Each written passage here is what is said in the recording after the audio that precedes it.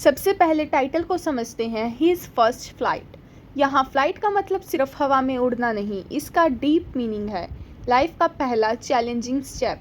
हर इंसान की लाइफ में फर्स्ट फ्लाइट होती है, पहला स्कूल डे, पहला एग्ज़ाम, पहला इंटरव्यू, पहली जॉब। सबसे डिफ़िकल्ट क्या होता है? बस पहला स्टेप लेना।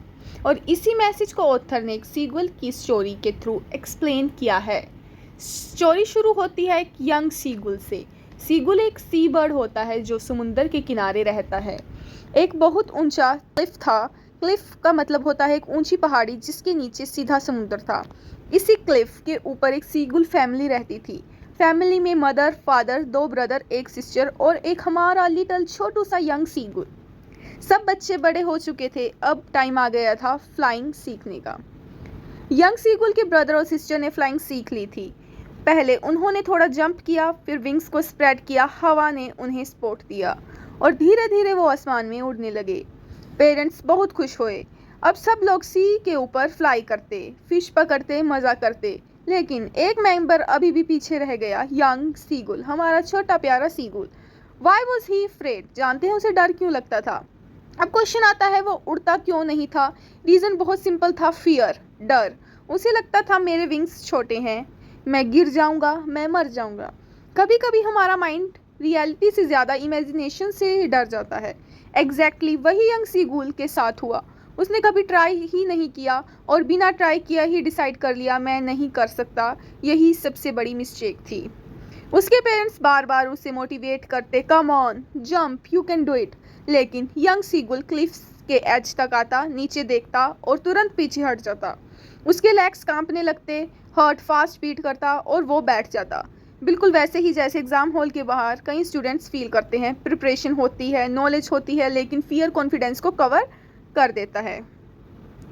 एक दिन पेरेंट्स ने डिसाइड किया अगर हम इसे हमेशा प्रोटेक्ट करते रहेंगे तो ये कभी फ्लाई नहीं कर पाएगा, ये कभी उड़ना नहीं सीखेगा। इसलिए उन्होंने उसकी हेल्प करना बंद कर दिया, उन्होंने फूड देना बंद कर दिया। ये पनिशमेंट नहीं थी, ये ट्रेनिंग थी। रियल लाइफ में भी पेरेंट्स कभी कभी स्ट्रिक्ट इसीलिए होते हैं ताकि बच्चे इंडिपेंडेंट बन सके। अब पूरी फैमिली आसमान में उड़ रही थी, सब फिश खा रहे थे, सब इंजॉय कर रहे थे। और यंग सीगुल, हमारा छोटा सा सीगुल, अकेले क्लिफ पर बैठा था। उसके पास ना कॉन्फिडेंस था, ना फूड, ना कोई कंपनी। उसे लग रहा था कि शायद वो कभी फ्लाई ही नहीं कर पाएगा। इसी वक्त उसने सबसे ज़्यादा रियलाइज हुआ कि फियर इंसान को सिर्फ रोकता ही नहीं बल्कि अकेला भी कर देता है। एक दिन बीत गया, फिर दूसरा दिन। यंग सीगुल को कुछ खाने को नहीं मिला। अब उसकी भूख इतनी बढ़ गई थी कि उसके पास बिल्कुल एनर्जी नहीं बची थी। वो क्लिफ पर इधर उधर चल रहा था, कभी छोटे से इंसेक्ट ढूंढता, कभी पत्थरों के बीच कुछ खाने की कोशिश करता, लेकिन उसे कुछ नहीं मिला।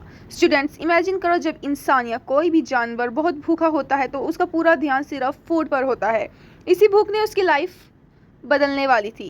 तभी उसने देखा उसकी मदर अपनी बीक में एक फ्रेश फिश लेकर आ रही थी।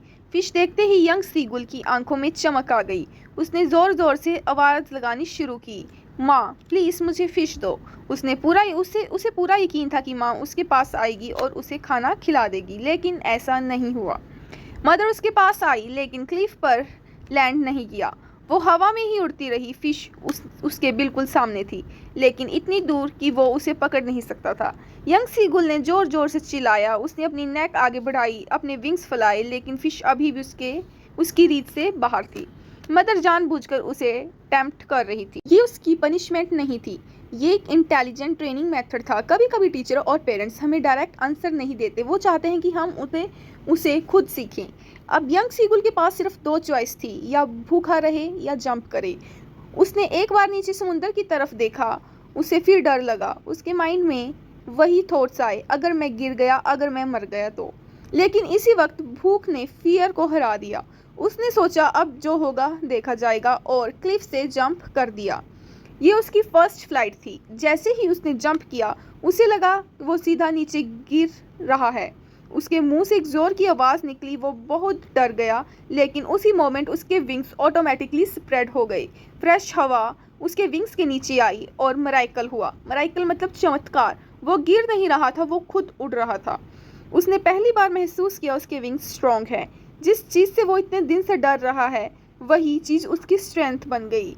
अब यंग सीगुल धीरे धीरे हवा को कंट्रोल करना सीखने लगा, कभी ऊपर कभी नीचे, कभी लेफ्ट कभी राइट। उसके अंदर कॉन्फिडेंस आ गया। अब उसके फेस पर फियर नहीं था, सिर्फ एक्साइटमेंट थी। उसने खुशी से जोर जोर आवाज़ लगानी शुरू कर दी। उसकी फैमिली भी उसके आस पास उड़ने लगी। सब उसे एनकरेज कर रहे थे। उसके पेरेंट्स बहुत खुश थे। उन्हें पता था आज उनका बेटा इंडिपेंडेंट बन गया।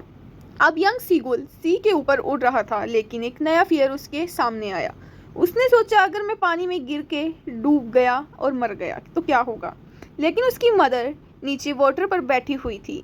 उसने उसे नीचे आने का सिग्नल दिया। यंग सीगुल धीरे धीरे नीचे आया। जैसे ही उसके पैर पानी को टच हुए उसे लगा वो डूब जाएगा, लेकिन ऐसा नहीं था। उसकी बॉडी पानी पर फ्लोट करने लगी।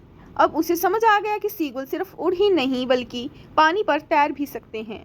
उसका सारा डर खत्म हो चुका था। उसकी फैमिली उसके पास आ गई। सब उसकी फर्स्ट फ्लाइट सेलिब्रेशन करने लगे। मदर ने फाइनली उसे फिश खाने को दी। यंग सीगुल ने बहुत मज़े से फिश खाई। ये सिर्फ फूड नहीं था, ये उसकी मेहनत और करेज का रिवॉर्ड था। स्टूडेंट्स, ऑथर हमें क्या कहना चाहते हैं, सोचो। अगर यंग सीगुल, छोटा सीगुल कभी जंप नहीं करता तो क्या वो कभी फ्लाई कर पाता? बिल्कुल नहीं। लाइफ में भी हम बहुत बार बिना ट्राई किए ही बोल देते हैं मुझे इंग्लिश नहीं आती, मुझे कभी नहीं आएगी, मैं टॉपर नहीं बन सकता, मैं इंटरव्यू क्लियर नहीं कर पाऊंगा। लेकिन सच क्या है, जब तक हम फर्स्ट स्टेप नहीं लेंगे तब तक हमें अपनी रियल कैपेबिलिटी कभी पता नहीं चलेगी। कॉन्फिडेंस एक्सपीरियंस से आता है और एक्सपीरियंस एक्शन से आता है। पर हमारा चैप्टर कंप्लीट हो जाता है। मैंने इसकी आपको फुल एक्सप्लेनेशन दे दी है।